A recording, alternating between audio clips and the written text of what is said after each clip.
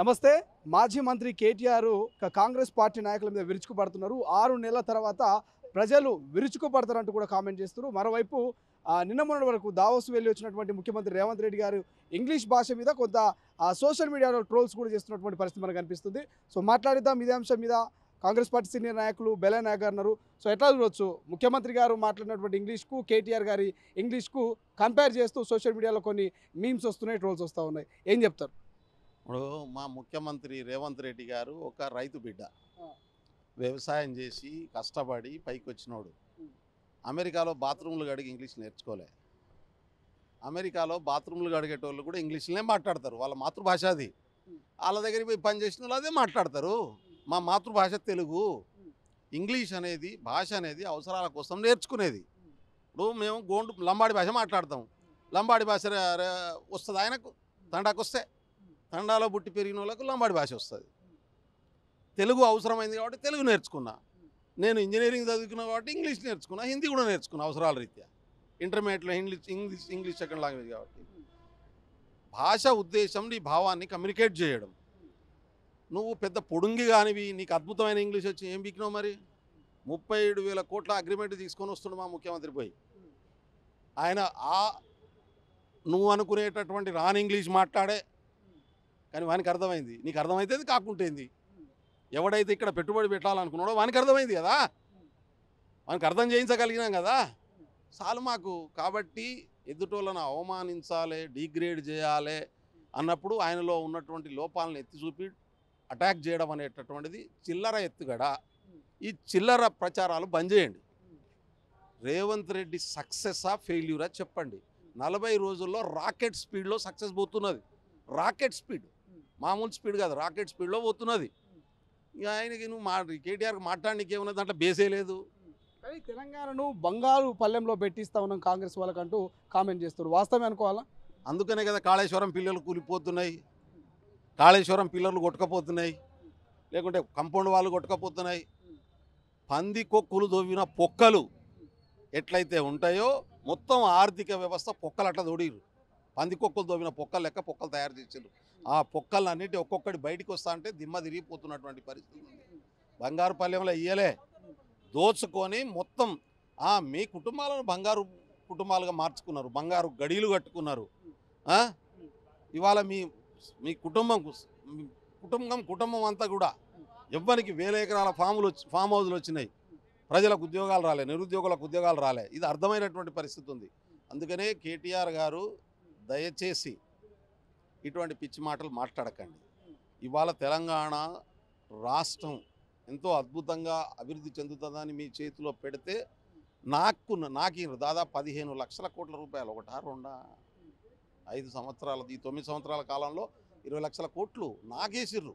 మొదటి సంవత్సరం 1,60,000 కోట్లు బడ్జెట్, మొన్న 2.5 లక్షల కోట్లు. చూడండి, 20-25 లక్షల కోట్ల రూపాయలు, 6 లక్షల కోట్ల అప్పులే. ఏడన ఆస్తులు క్రియేట్ చేసినారంటే లేదు. తాటాకు గుడిసె కట్టి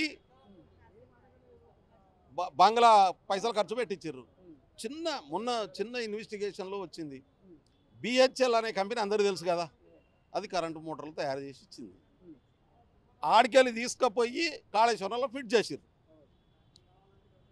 బిహెచ్ఎల్ తయారు చేసి ప్యాక్ చేసి చేసి ఆడికి తీసుకుపోయి పెట్టినోనికేమో 60 లక్షలు ఇచ్చారు. కానీ ఈ నుంచి ఆడికి తీసుకొస్తా అని మాట ఇచ్చినోనికి 2,57,00,000 ఇచ్చారు. దీన్ని ఏమంటారు అంటే, తయారు చేసినోనికి ఏమో 60 లక్షలు, ఈడికెళ్ళి ఆడికి తీసుకొస్తా అని కాగితం పట్టుకొని తిరిగినోనికేమో 2,57,00,000 ఇస్తారు. కమిషన్గా పోయిందంటారా మిగతా సొమ్మంతా? ఓపిడిది కమిషన్ ఎక్కడిది? వ్యాపారం అంటే 10%, 20% మీద చేసే వ్యాపారం అంటారు, అదే ప్రాఫిట్ అంటారు.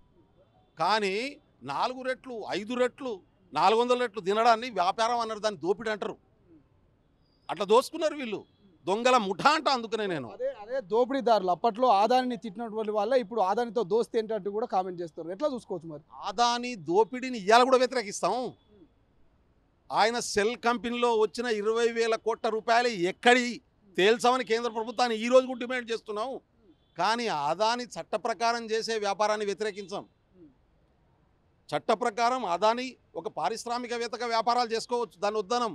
కానీ తనకున్నటువంటి మిత్రులను అడ్డం పెట్టుకొని తనకున్నటువంటి రాజకీయ పలుకుబడిని అడ్డం పెట్టుకొని మోడీకి ఫైనాన్స్ చేసి ఆయన ప్రధానమంత్రి పడ్డవిని అడ్డం పెట్టుకొని తీసుకొచ్చే వ్యాపారాలు ఏదైతున్నాయో వ్యాపార ముసుగులో తీసుకొచ్చే దోపిడీ ఏదైతున్నదో దాన్ని వ్యతిరేకిస్తాం.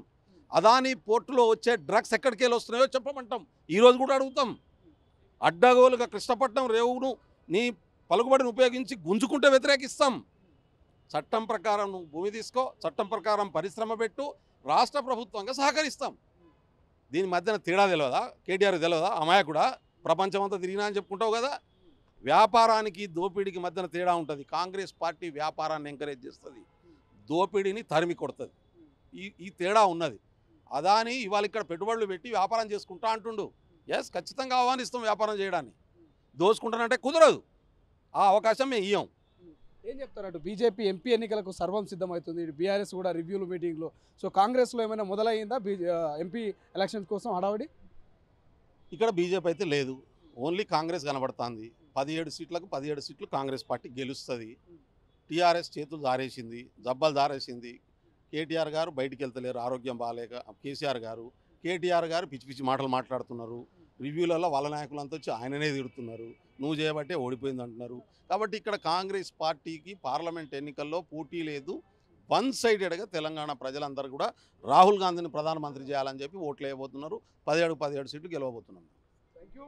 ఇది మొత్తం మీద ఇక కేటీఆర్ వ్యాఖ్యలకైతే కాంగ్రెస్ పార్టీ నాయకులు గట్టి కౌంటర్ ఇచ్చే ప్రయత్నం చేశారు, బెల్లం నాయకు.